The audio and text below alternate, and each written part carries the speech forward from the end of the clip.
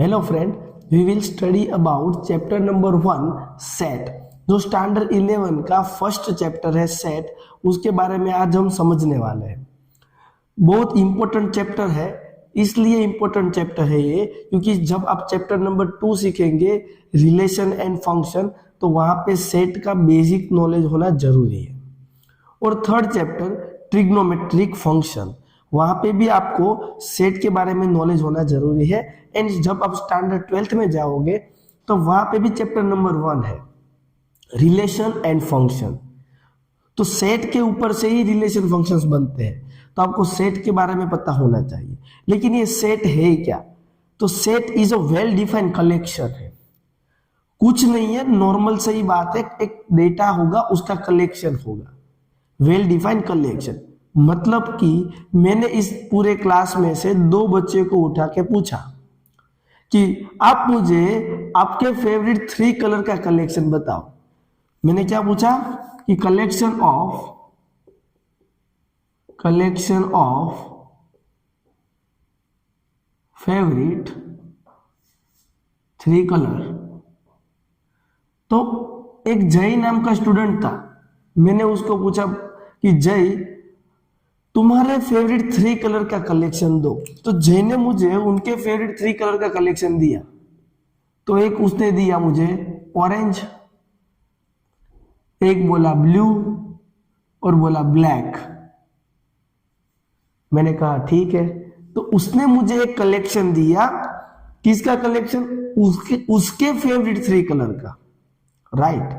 अब मैंने यही क्वेश्चन रखा, कलेक्शन ऑफ फेवरेट 3 कलर, और क्लास में दूसरे एक बच्चे केवल को पूछा कि केवल तुम भी अपने फेवरेट 3 कलर का कलेक्शन दो। तो देखिए केवल ने जो मुझे कलेक्शन बताया, वो बताया उसका फेवरेट कलर था ब्लैक, ग्रीन एंड रेड। तो आप लोग देख सकते हो मेरा क्वेश्चन सेम था, कलेक्शन ऑफ फेवरेट 3 कलर। लेकिन आप वीडियो देख रहे हो, आप अपने फेवरेट 3 कलर सोचोगे, तो मेरा फेवरेट 3 कलर कोई डिफरेंट हो सकता है, आपका डिफरेंट हो सकता है। Person to person collection different हो सकते हैं, है ना। तो अगर क्वेश्चन सेम है और कलेक्शन डिफरेंट आते हैं हर एक पर्सन के लिए, तो उस कलेक्शन को हम सेट नहीं बोलेंगे। तो आपने बोला सर अभी कि कलेक्शन को सेट बोलना है, अब आप अभी मना कर रहे हो। तो बच्चों मैंने एक वर्ड बोला था, वेल डिफाइंड कलेक्शन। क्या बोला था? Well defined collection. अब आप बोलोगे सर ये क्या वेल डिफाइंड कलेक्शन? चलो देखते हैं एक और क्वेश्चन। अब मैंने पूछा collection of colour using Indian flag, collection of colour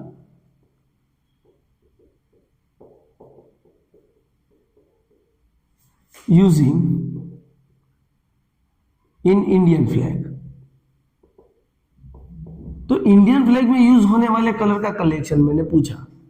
फिर से जय को बोला कि जय तुम मुझे इंडियन फ्लैग में जो कलर यूज होते हैं उसका कलेक्शन बताओ। तो जय ने बताया कि अंकित सर इंडियन फ्लैग में कलर यूज होने वाले ना, लिखो orange, blue, white and green. मैंने कहा बढ़िया, आपको मालूम है, पता है कि यही है। और मैंने क्लास में दूसरे पर्सन केवल को पूछा कि केवल तुम भी मुझे इंडियन फ्लैग में यूज होने वाले कलर का कलेक्शन दो। तो केवल ने भी मुझे बता दिया कि लिखो orange, blue, white and green. मैंने कहा वाह सही है। मैंने वर्ल्ड में किसी को पर्सन को उठा के लेके आना है और पूछना है यही क्वेश्चन कि collection of colour in Indian flag, तो उसके लिए भी कलेक्शन यही रहेगा।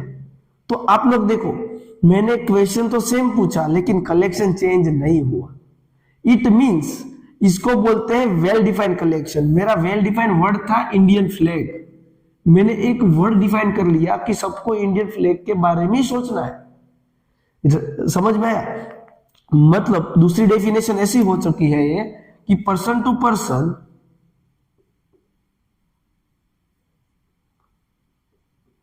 collection will be unchanged। मतलब कि पर्सन टू पर्सन हमारा कलेक्शन अगर चेंज नहीं होता है तो उस टाइप के कलेक्शन को हम सेट बोलते हैं, यानी कि इस टाइप के कलेक्शन को हम सेट नहीं बोलेंगे और इस टाइप के कलेक्शन को हम बोलेंगे सेट। तो सेट की डेफिनेशन क्लियर हुई। सेट एक कुछ नहीं है, वेल डिफाइंड कलेक्शन है। ये कैसा वेल डिफाइंड कलेक्शन? तो मैं एक ही क्वेश्चन 3-4 लोगों को पूछूंगा और सबके लिए सेम कलेक्शन आता है तो उसको बोलते हैं सेट। अब एक और कलेक्शन पूछता हूं। मैंने क्लास में से उठा के बोला, नीरव तुम मुझे फर्स्ट 5 नेचुरल नंबर बताओ। First 5 natural number. आप भी सोच सकते हो, वीडियो देख रहे हो ना आप भी सोचो फर्स्ट 5 नेचुरल नंबर। नीरव ने बोला 1 2 3 4 5। आपने यही सोचा होगा, यानी कि फर्स्ट 5 नेचुरल नंबर एक जो कलेक्शन है वो क्या है? सेट है। आया समझ में? ओके। अभी हम बात करते हैं कि ये सेट तो हमने समझ लिया कि सेट है क्या, लेकिन सेट को कुछ लिखने का मैथमेटिक्स में कोई तरीका होगा, यानी कि रिप्रेजेंटेशन ऑफ सेट देखेंगे हम। क्या देखेंगे?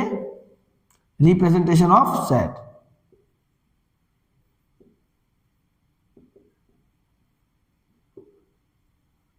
तो मैं आपको रिप्रेजेंटेशन ऑफ सेट समझाने से पहले एक बात बताता हूं। मेरा नाम है अंकित, तो मेरा नाम अंकित है वो मैं 2 तरीके से लिख सकता हूं, 2 नहीं बहुत सारे तरीके से लिख सकता हूं। अब बोलोगे सर कैसे? देखो मैंने इधर लिखा इंग्लिश में और इधर लिखा हिंदी में, तो दोनों का मीनिंग क्या डिफरेंट होता है? नहीं, दोनों का मीनिंग सेम रहता है, सिर्फ लिखने का तरीका अलग अलग है। तो वैसे ही सेट का 2 रिप्रेजेंटेशन करने के तरीके हैं, लेकिन मीनिंग तो सेम रहता है। मतलब कि फर्स्ट उसका तरीका है वो है रोस्टर फॉर्म, उसको दूसरा नाम है टेबुलर फॉर्म। बच्चे क्या करते हैं? सिर्फ रोस्टर फॉर्म नाम याद रखते हैं, ये टेबुलर फॉर्म बोलते हैं वो याद नहीं रखते, और एग्जाम के टाइम पे पूछते हैं कि टेबुलर फॉर्म में लिखो, तब वो सोचेंगे ऐसा तो कुछ देखा ही नहीं था। बच्चों याद रखना, रोस्टर फॉर्म को दूसरा नाम बोलते हैं टेबुलर फॉर्म। और दूसरा जो तरीका है वो है सेट बिल्डर फॉर्म। क्या है? Set builder form.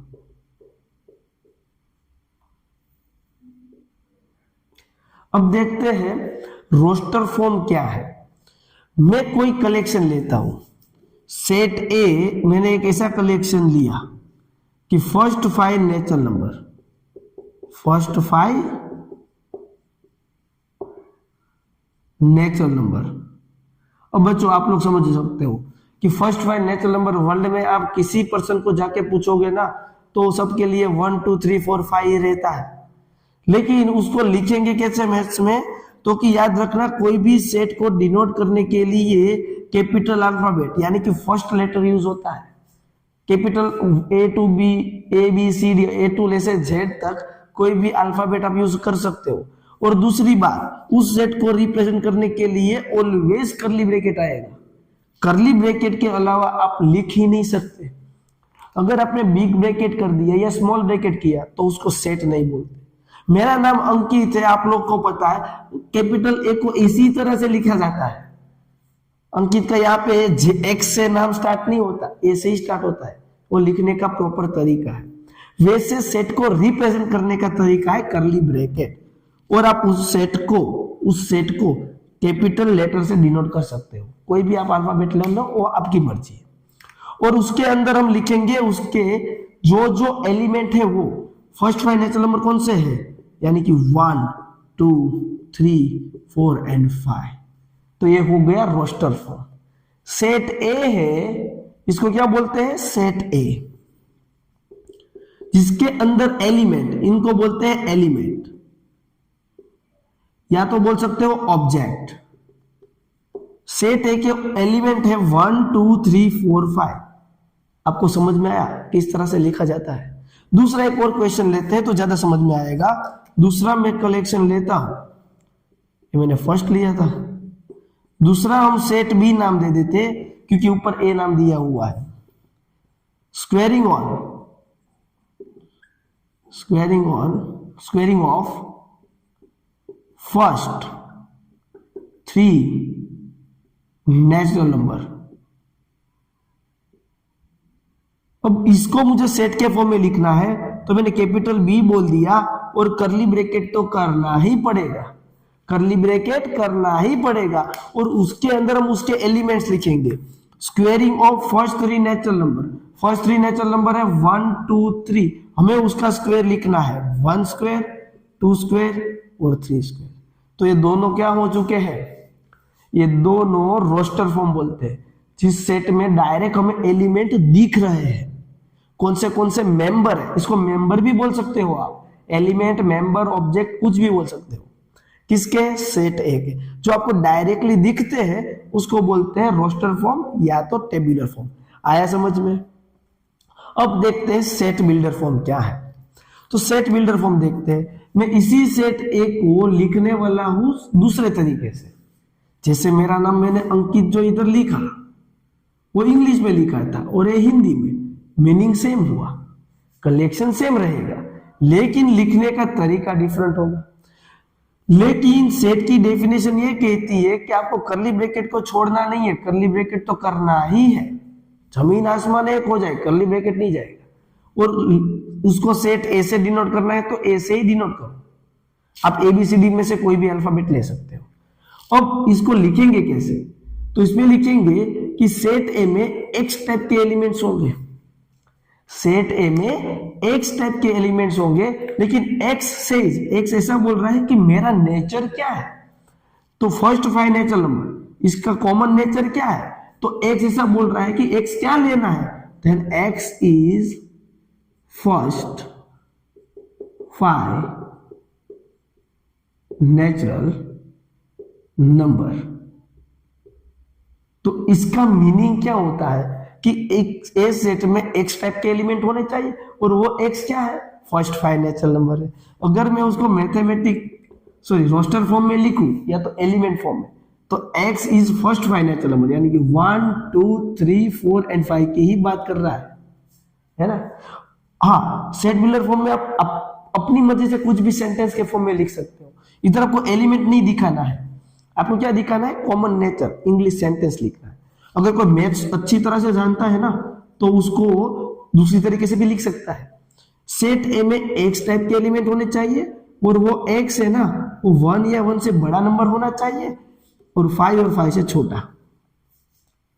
लेकिन 1 से बड़ा तो 1.1 भी होता है, वो कंसीडर नहीं करना है, इसलिए इधर लिखना है X इज नेचुरल नंबर।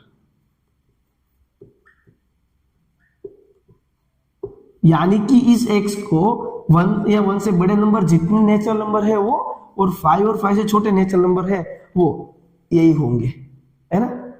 तो ये दोनों तरीका लिखने का डिफरेंट था, लेकिन उसका मीनिंग सेम होता है, यही एलिमेंट आएंगे, कलेक्शन तो यही आएगा। इतना आप सबको दिमाग में क्लियर हुआ। सेट बिल्डर फॉर्म में इंग्लिश सेंटेंस लिखना है, दिमाग में फिट कर लो। सबका आंसर डिफरेंट हो सकता है, लेकिन कलेक्शन डिफरेंट नहीं होगा, वो सेम रहना चाहिए, वो बात आप याद रखो। अब सेट बी को भी लिखते हैं। सेट बी क्या है, squaring of first 3 natural number. तो इधर सेट बी में X टाइप के एलिमेंट्स होंगे, और X का नेचर क्या होगा, तो X होगा n square, where n equal to 1 2 3। समझ लो आप। बी सेट में X टाइप के एलिमेंट्स होंगे, बी टाइप में X टाइप के एलिमेंट्स होंगे, और वो X क्या होगा, n स्क्वायर, यानी कि X क्या है, n की वैल्यू 1 लो तो 1 स्क्वायर, मतलब कि X इक्वल टू 1 स्क्वायर आएगा। 2 लोगे तो X इक्वल टू 2 स्क्वायर आएगा। तो ये सारे X को मैं इधर लिखूंगा। तो देखो बात तो सेम हुई, यही सेट मिला। लेकिन इसको बोलते हैं रोस्टर फॉर्म। रोस्टर फॉर्म में आपको डायरेक्ट एलिमेंट दिखेंगे, और इसको बोलते हैं सेट बिल्डर फॉर्म। इतना समझ में आया? अब मैं आपके साथ 2 बात डिस्कस करना चाहता हूं सेट के बारे में। सेट को करली ब्रैकेट में ही लिखना है, कैपिटल लेटर कोई भी यूज कर सकते हो, और दूसरी बात कि सेट के अंदर जो ये एलिमेंट है ना वो आप इंटरचेंज कर सकते हो, यानी कि ऐसा जरूरी नहीं है कि 1 पहले होना चाहिए 2 बाद में। आप इस एलिमेंट को कोई भी ऑर्डर में लिख सकते हो, 3 पहले लिखो, 5 उसके बाद, 4, 1, 2, दोनों कलेक्शन सेम है, डिफरेंट कलेक्शन नहीं है, दोनों कलेक्शन सेम ही है, ऑर्डर डिपेंड नहीं करता। अगर ऑर्डर चेंज कर दोगे तो भी वही सेट रहेगा, वो सेट चेंज होता नहीं है। और दूसरी बात, मैंने एक ऐसा सेट लिया सेट डी कि उसके अंदर हमें क्लास वर्ड है उसके सारे लेटर का कलेक्शन चाहिए, क्लास वर्ड में जितने भी लेटर यूज होते हैं उसका कलेक्शन चाहिए। तो क्लास में एक सी यूज होता है, एल यूज होता है, ए यूज होता है और एस यूज होता है। आप बोलोगे सर आप दूसरी बार एस लिखना भूल गए। बच्चों मैंने ऐसा बोला कि क्लास लेटर में जितने लेटर यूज होते हैं उसका कलेक्शन, तो इसमें सी यूज होता है, एल यूज होता है, ए यूज होता है और एस यूज होता है। आप बोल रहे हो एस 2 बार। बच्चों हमें कोई भी एलिमेंट दूसरी बार रिपीट नहीं करना है सेट में, सेट के अंदर कोई एलिमेंट दूसरी बार नहीं लिखेंगे, एक एलिमेंट एक ही बार लिखेंगे, बात दिमाग में फिट कर लो। ऑर्डर डिपेंड नहीं करता, चेंज कर सकते हो, एक लेटर दूसरी बार रिपीट नहीं होगा, रिपीट होता है तो उसको एक टाइम ही लिखेंगे। इतना समझ में आया? अब हम बात करेंगे इस एलिमेंट और सेट में क्या रिलेशन है, बिलोंग्स टू वाला टॉपिक। तो बिलोंग्स टू देखते हैं, तो बिलोंग्स टू देखते हैं। बिलोंग्स टू क्या है? तो देखो बिलोंग्स टू मतलब कि कोई मैं सेट ए ले रहा हूं जिसके अंदर एलिमेंट्स है 1, 3, 5, 7 एंड 9, राइट। तो मैंने बिलोंग्स टू का मीनिंग समझाना है कि बिलोंग्स टू क्या है। तो आप सभी को पता है कि 1 इज मेंबर ऑफ सेट ए, या तो 1 इज एलिमेंट ऑफ सेट ए, ऐसा हम बोलते हैं। तो एक 1 है वो सेट ए का एलिमेंट है, तो इसका सिंबल जो है ना वो होता है बिलोंग्स टू का मतलब ऐसी साइड। इसका मीनिंग ये होता है कि 1 सेट ए के अंदर बिलोंग कर रहा है, 1 बिलोंग्स टू सेट ए, यानी कि ये 1 है वो सेट ए के अंदर एज अ मेंबर की तरह आया होगा। और सेकेंड बात, 3 is also member of set ए, यानी कि 3 बिलोंग्स टू ए। हर बार मुझे ऐसा लिखना ना पड़े कि 1 बिलोंग्स टू ए, तो इतना बड़ा सेंटेंस ना लिखना पड़े ना, इसीलिए ये सिंबल का यूज किया जाता है। और हम ऐसा भी लिख सकते हैं 5 बिलोंग्स टू ए, इसका मतलब कि ये जो एलिमेंट है वो सेट ए के अंदर बिलोंग कर रहा है, उसके अंदर एज अ मेंबर की तरह आया हुआ है। ये बात क्लियर हो गया? क्या मैं ऐसा लिख सकता हूं 2 बिलोंग्स टू ए, 2 है वो सेट ए के अंदर मेंबर है। आप बोलोगे सर क्या बात कर रहे हो, 2 है ही नहीं। 2 नहीं है तो हम लिखेंगे does not belongs to, belongs to की सिंबल के ऊपर एक लाइन, इसका मीनिंग क्या हो गया? Does not belongs to, does not belongs to मतलब बिलोंग नहीं कर रहा है। 10 does not belongs to set A, है ना। तो मुझे आप कमेंट करके बताना कि बी सेट के अंदर एलिमेंट है small A, small B and small C, तो क्या small B belongs to capital B होता है, small B belongs to A होता है? अगर आपके लिए 1 ट्रू है और सेकंड भी ट्रू है तो कमेंट करके बताओ। अगर ये ट्रू है तो आपको 1 के आगे टी लिखना है, या फॉल्स है तो एफ लिख देना, 2 में टी या एफ, ये आपके कमेंट करके मुझे बताना है। ओके, मतलब कि बी क्या बी में बिलोंग कर रहा है? अगर कर रहा है तो ट्रू लिखो। बी ए सेट में बिलोंग कर रहा है, सेट ए मैंने लिखा हुआ है, अगर कर रहा है तो ट्रू लिखो, नहीं कर रहा तो फॉल्स लिखो। समझ में आया? अब बात करते हैं इस तरह के सारे सेट है। आप बोलोगे मतलब क्या? चलो एक नॉर्मल सी बात करता हूं।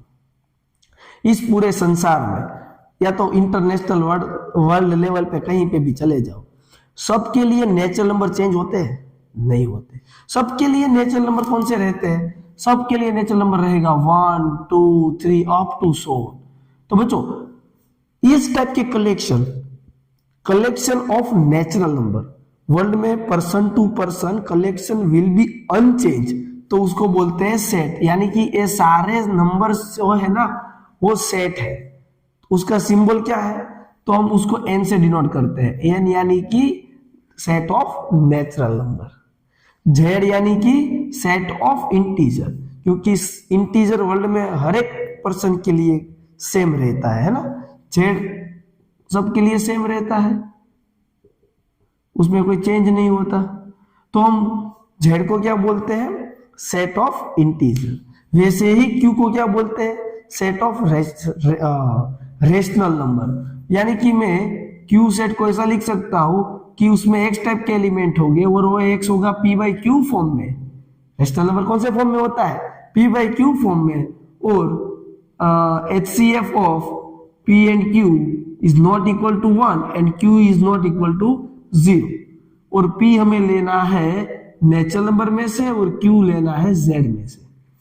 मैंने सेट बिल्डर फॉर्म लिखा क्योंकि इसका आप रोस्टर फॉर्म लिख ही नहीं सकते रेशनल नंबर का, कितने नंबर लिखोगे, है ना।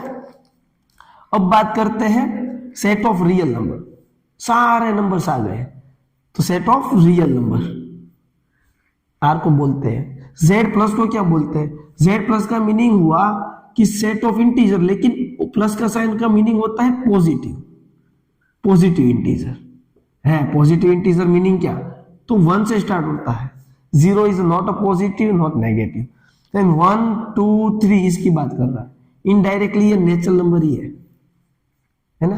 क्यू प्लस मतलब रेशनल नंबर लेकिन पॉजिटिव, 0 से बड़े सारे रेशनल नंबर। आर प्लस मतलब सारे पॉजिटिव रियल नंबर, 0 इसमें इंक्लूड नहीं है, इसमें भी इंक्लूड नहीं है, इसमें भी इंक्लूड नहीं है, राइट, क्योंकि 0 पॉजिटिव भी नहीं जाना जाता और नेगेटिव भी नहीं। इतना क्लियर हो गया। तो ये स्टैंडर्ड कलेक्शन है नंबर सिस्टम में, जिसको हम सेट बोलते हैं क्योंकि कलेक्शन सबके लिए सेम रहता है।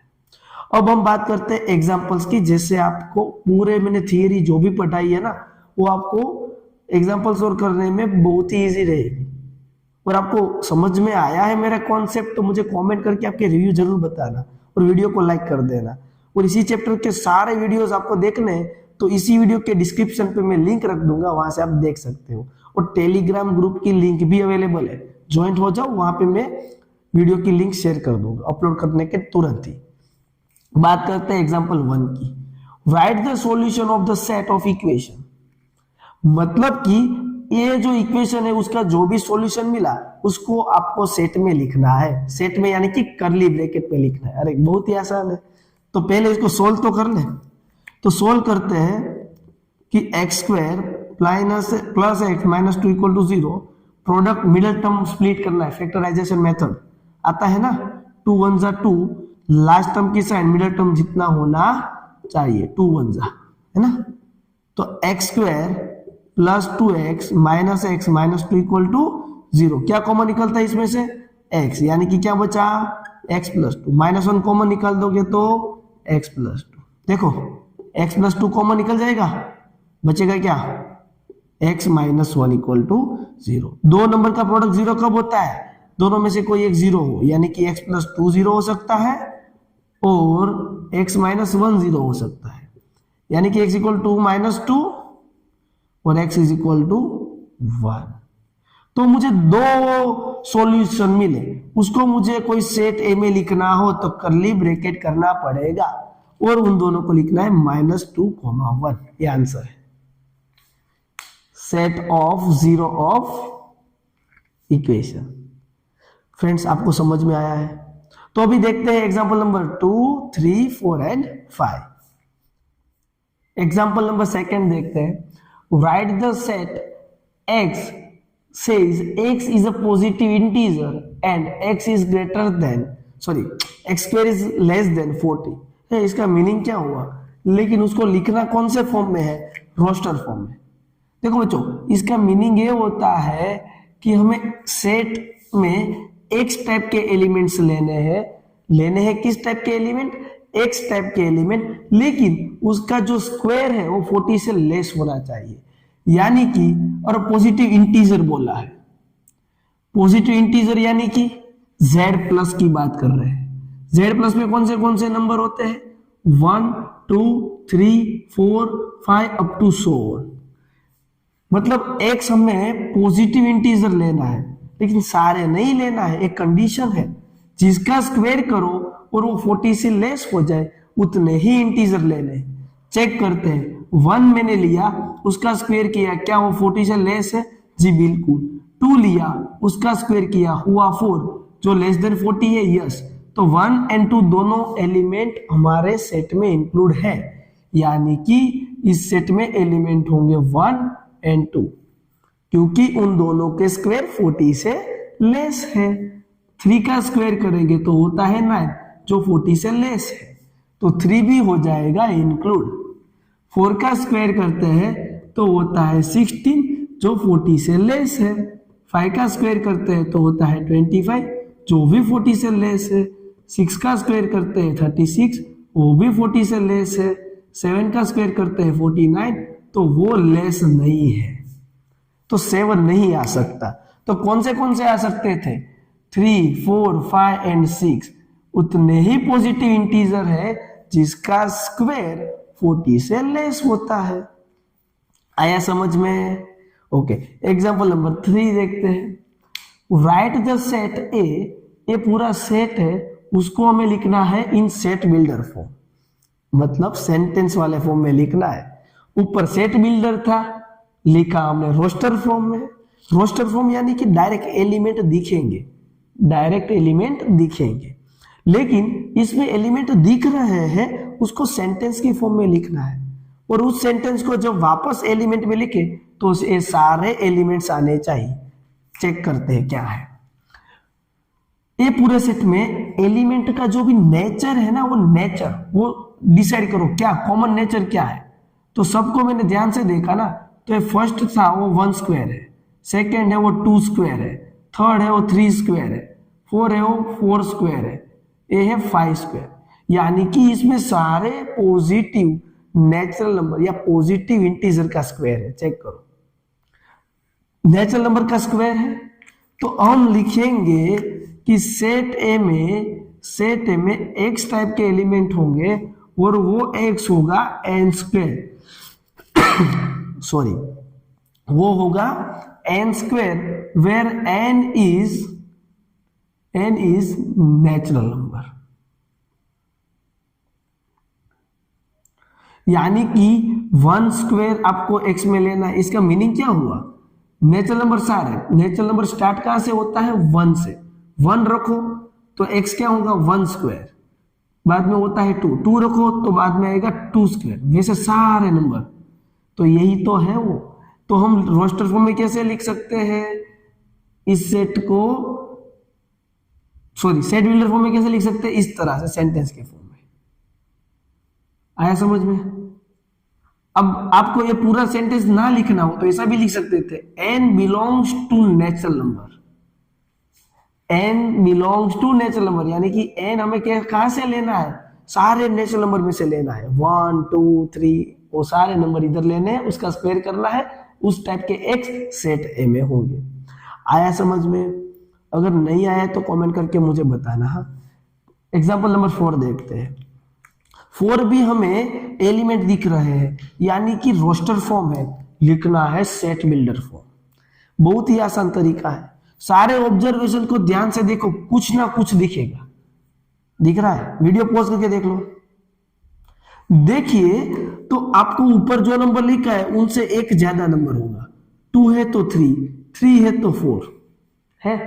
तो यानी कि उस सेट को अगर मैं सेट बिल्डर फॉर्म में लिखूं, सेट को ए नाम दे देते हैं हम लोग, तो एक्स टाइप के एलिमेंट होंगे और वो एक्स क्या होगा? ऊपर जो नंबर है उससे एक ज्यादा नंबर नीचे लेना है। लिख सकते हैं ऐसा। एक्स कैसा होगा?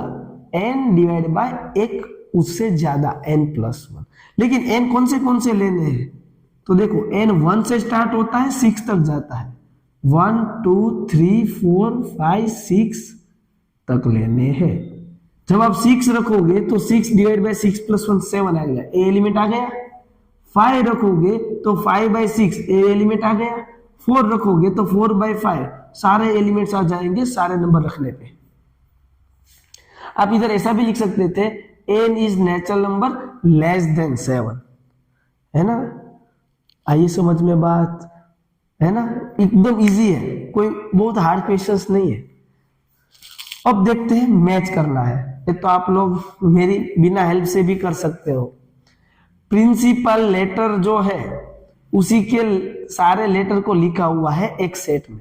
तो सामने देखो, X is a letter of word principle, तो देखो उस सेट में एक P होगा, R होगा, I होगा। P आ गया, R आ गया, I आ गया, N C, N और C भी आ गया।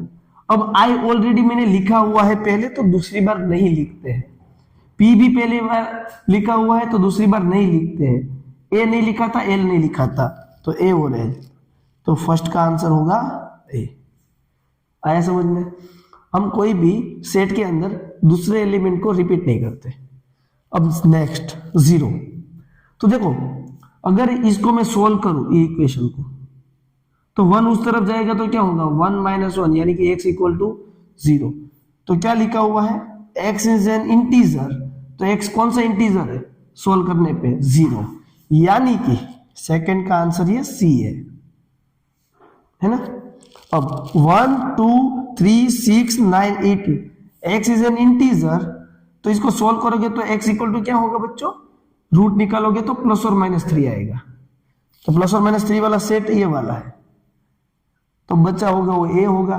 लेकिन चेक तो कर लेते हैं। x is positive integer, is divisor of 18, 18 से डिविजिबल कौन से नंबर है, 1 2 3 4 तो है नहीं, 3 के बाद होता है 6 9 और 18 इटसेल्फ, तो देखो वही सारे नंबर्स है ना।